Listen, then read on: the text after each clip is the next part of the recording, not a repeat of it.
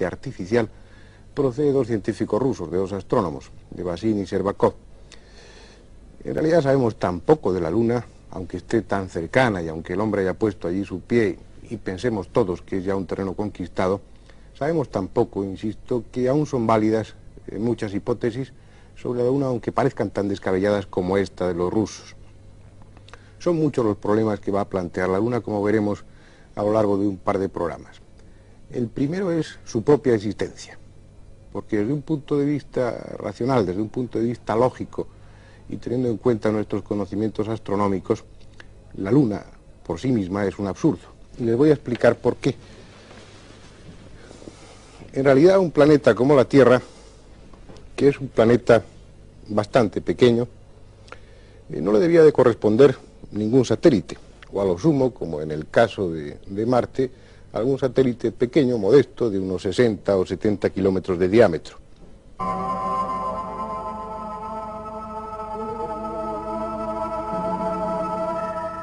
Sin embargo, en torno a la Tierra está girando un gigante, un monstruo de 3.473 kilómetros de diámetro, hasta tal punto que al conjunto Tierra-Luna se le llama sistema planetario doble. Hay pues tres posibilidades, únicamente tres formas de explicar la existencia de la Luna. La primera sería que la Luna fuera una parte de la propia Tierra que en un momento determinado, por una serie de condiciones, se hubiera desprendido y se hubiera puesto en órbita alrededor de la Tierra. Esta es una hipótesis que dio en 1880 el hijo de Darwin, el célebre antropólogo. Es una teoría en la que ya nadie cree.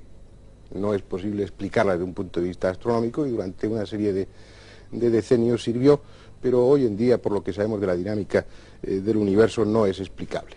Cabe otra posibilidad, y es que la Luna y la Tierra procedan de una misma nube de polvo cósmico, que se condensara en dos masas. Sin embargo, hay una serie de inconvenientes para aceptar esto. Por un lado está la baja densidad de la Luna, que es aproximadamente un 60% de la densidad de la Tierra. Y por otra parte está el material que se ha traído allí, el material que se ha traído de la Luna y que se ha comenzado a estudiar. Un material que habla de una naturaleza, de una composición totalmente distinta, o al menos muy diferente a la composición no solamente de la Tierra, sino del resto del sistema solar.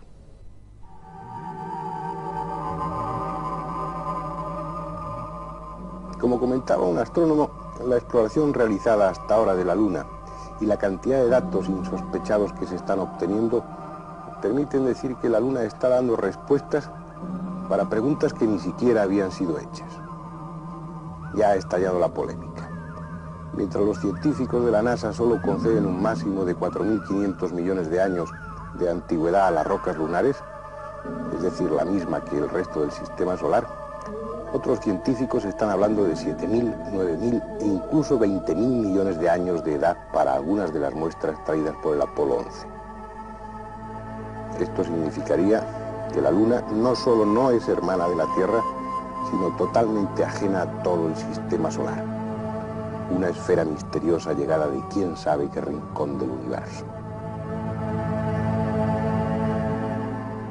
También habla a favor de ese origen lejano de la Luna el hecho, como les decía antes, de la baja densidad de la Luna. Una densidad que es distinta no solamente a la Tierra, sino al resto de los demás cuerpos que hay en el sistema solar. Esta razón y la diferente composición de la Luna abundan en favor de la teoría de un origen remoto, un origen lejano. No se podría explicar esta diferencia de antigüedad en las rocas, esta diferencia de densidad y la diferencia de composición si la Tierra y la Luna hubieran procedido de una misma masa, de una misma nube de polvo cósmico. Porque la composición de la Luna es en muchos sentidos distinta. Hay en abundancia, por ejemplo, uranio 236 o plutonio 237, elementos que en la Tierra no se encuentran en estado natural, y hay otros elementos que no se encuentran en ninguna forma en la Tierra. Habría que hablar con toda seguridad ya de una Luna procedente de algún rincón lejano, remoto del universo, porque lo que no podemos negar es la existencia de la Luna, es evidente que está ahí, pero aún así esta otra hipótesis, imaginemos que esto es la Tierra y que la Luna procediera de alguna parte del universo, las circunstancias para que la Luna se pusiera en órbita en torno a la Tierra son tan especiales, tan exactas, que es tremendamente difícil que la casualidad haya dado lugar a esa colocación de la Luna en órbita en torno a la Tierra. Pero imaginemos que es así. A pesar de todo, la Luna tendría que tener una inercia en su trayectoria, y al sentir la fuerza de atracción de la Tierra tendría que producirse un equilibrio entre esas dos fuerzas, entre esta inercia que trae la Luna y la fuerza de gravedad, lo que daría origen a una órbita elíptica. Sin embargo, la órbita que describe la Luna alrededor de la Tierra es una órbita prácticamente circular. Parece que la teoría de Bassin y Shcherbakov tiene ciertas posibilidades. Por lo menos en lo que hemos visto hasta ahora, la Luna no es un objeto cuya existencia esté resuelta, ni mucho menos. Pero como vamos a ver en el resto del programa y en otro que dedicaremos al tema, son muchos más problemas los que está planteando la Luna. La imagen típica de la Luna viene dada por sus cráteres, esas cicatrices que hacen del satélite la estampa misma de la desolación.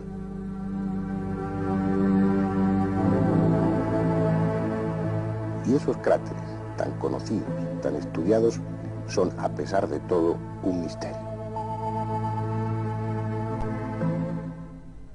En primer lugar, habría que preguntarse por qué son tantos. La Luna ofrece una imagen erosionada, una especie de queso de Gruyère del espacio, queso gigantesco. Sin embargo, en la Luna tenemos muy pocos de estos cráteres. En la Tierra, perdón. Habría una explicación. En la Luna no existe atmósfera, y entonces los meteoritos caen libremente con toda su fuerza y por eso abren tantos cráteres. Sin embargo, en la Tierra, la atmósfera formaría como una especie de pantalla protectora y los meteoritos se desintegran realmente al roce de la atmósfera. Al no poder traspasar esa cubierta protectora, llegan desintegrados al suelo o han perdido mucho de su masa y prácticamente no abren cráteres. Pero esto sería explicable para los meteoritos de pequeño tamaño. Sin embargo, en la Luna hay centenares de cráteres que hablan de meteoritos de millones de toneladas. Meteoritos que, de haber caído en la Tierra, a pesar de esa cubierta protectora, de esa atmósfera, habrían abierto también enormes cráteres, porque habrían perdido muy poco de su masa, muy poco relativamente de su masa, y llegarían aún así con un enorme tamaño a la Tierra y abrirían tremendos cráteres. Eso no sucede en la Tierra. Tenemos 4 o 5 cráteres apenas de tamaño grande, y sin embargo en la Luna son centenares. Esa es una cuestión, pero hay más problemas en torno a los cráteres. Por ejemplo, ¿no se preguntan ustedes por qué estos cráteres que tienen tamaños tan grandes, sin embargo son tan poco profundos? Muchos de estos cráteres miden más de 100 kilómetros de diámetro. Esta sería la superficie de la Luna. Estas serían las paredes del cráter.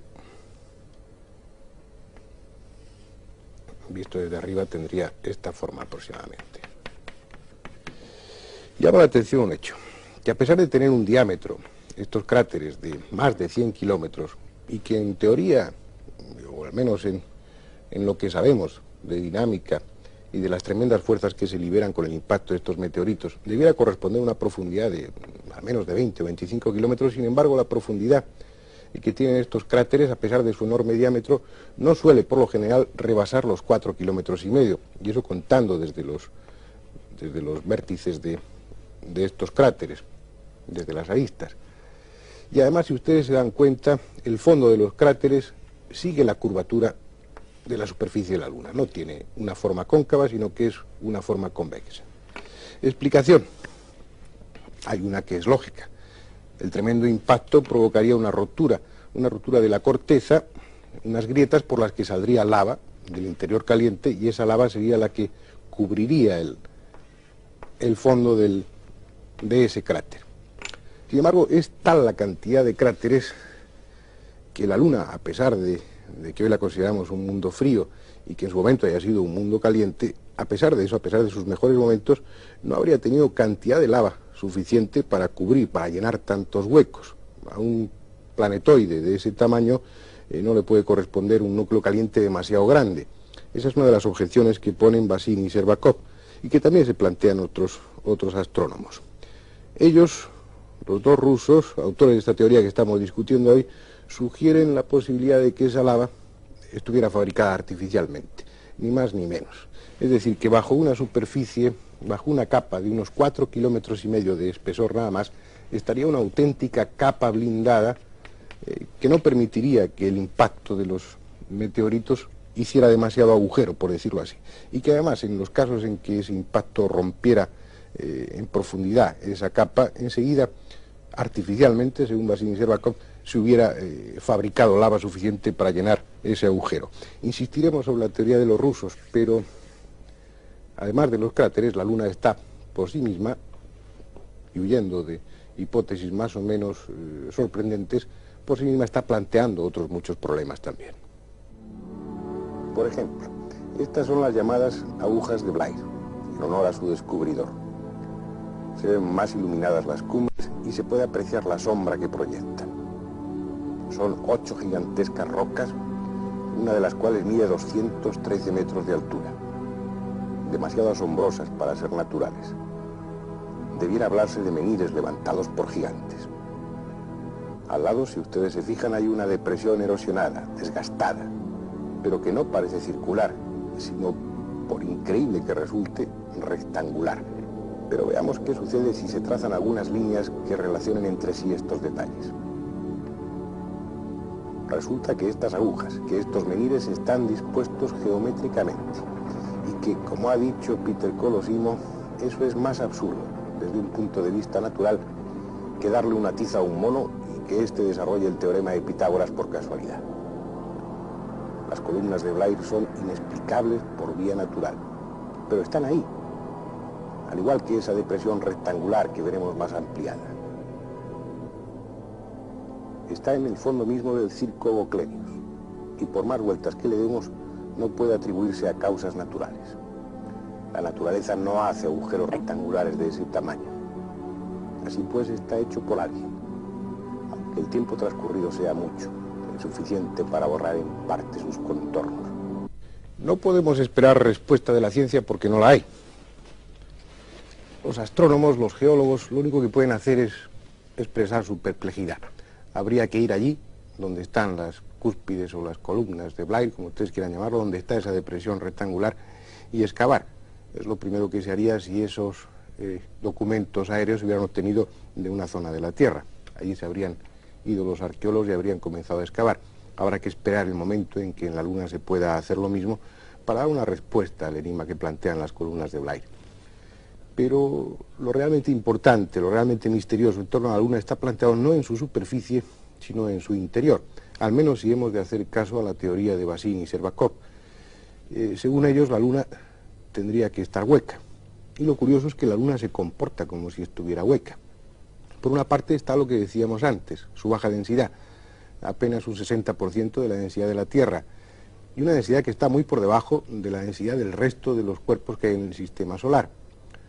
Por un lado eso, pero por otro lado se da la circunstancia de que, por lo que hemos analizado de las muestras traídas por los astronautas, la composición de la Luna es una composición tan pesada, al menos como la de la Tierra. Los elementos que hay tienen un peso específico, tienen unas características similares en cuanto a peso a las terrestres. Ya hemos visto que eran distintos, que había elementos que aquí no se encuentran en estado natural, pero sí suficientemente pesados. Si la Luna tiene una densidad de solo un 60% respecto a la terrestre, y los elementos que la componen son elementos pesados, la única conclusión que queda es que la Luna es hueca. Pero, como les decía antes, lo curioso es que la Luna responde, como ahora veremos, como si fuera exactamente hueca.